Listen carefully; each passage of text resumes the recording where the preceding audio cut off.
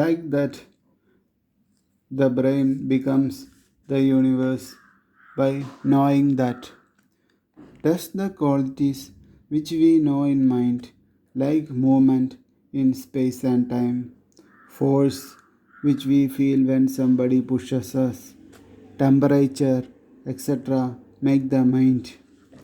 If these things make mind, it is like something making itself. There are three types of things which we know. First one we know directly as color, shape, and force by an external object on us. Touch, which we know through our senses, feeling like pleasure and sadness.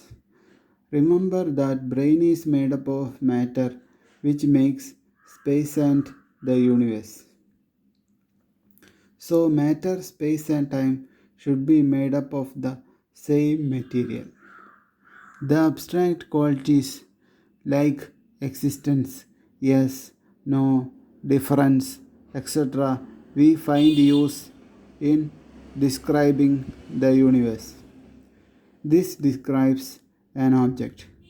A ball exists mean something. The third category is our imagination.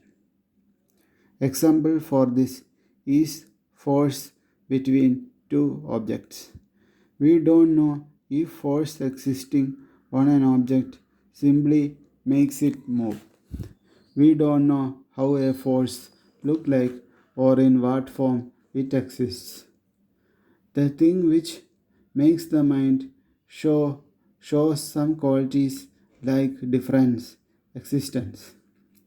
These qualities make the mind. We have to say that these qualities are the extension of mind. Let us consider that whatever exists inside our mind exists outside also. Then the next question is why the X, which makes the mind, should show some qualities while making mind. How does the brain know a single word called difference? We can't explain this. How do we know difference in our mind? We know each and everything which exists inside our mind by the qualities they show. Does this matter which exists outside our mind is making the mind?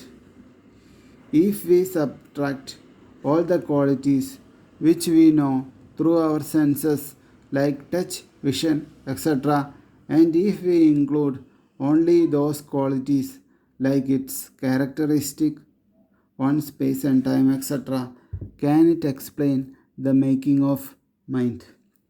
Such a matter, if making the mind, is like a soul which makes the mind and also knows that. Brain already is known to know and interpret the impulses. Therefore, it is considered to be a soul. Brain is a soul which is told to be affected by things we imagine, like energy acting on it. We can't know what energy is. It is only an imaginary thing which is told to affect the condition of matter. There are two ways to explain the brain as a soul. The qualities like color, sound, space, time, which we know directly, making and knowing itself. The other way is not to believe the senses, space, and time, thus saying that the mind is made up by some unknown thing called matter. The matter or brain is making the mind, and all the future qualities we know about matter is made by matter. We know that these qualities of matter, which we know inside our mind, happens outside also. That is different. That is different events happening on different mind is through conditions. Distance is a condition, speed is a condition. Sometimes these conditions get satisfied on a mathematical basis. Brain which can make space and time inside mind can easily make a universe of universe of conditions. Brain which can make space and time inside mind can easily make a universe of conditions. Whatever we know about the universe, we know it through our mind. We believe that whatever we know about the universe, we know it through our mind.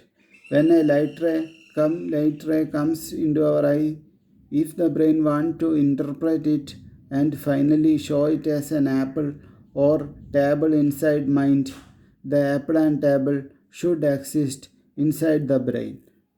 Where does this much space exist inside the brain so as to know the whole universe?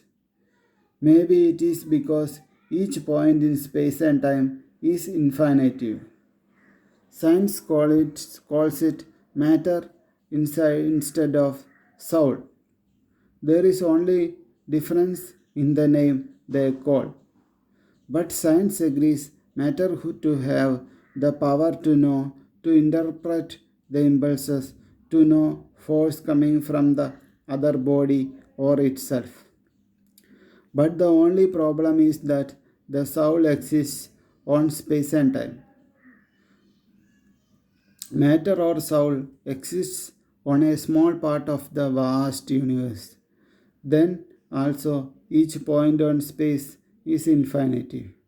So soul exists on infinitive. Remember that each point or particle we can divide to further small points of infinitive. Effect comes from cause. If we hit a body, it moves. So the movement came from our blow.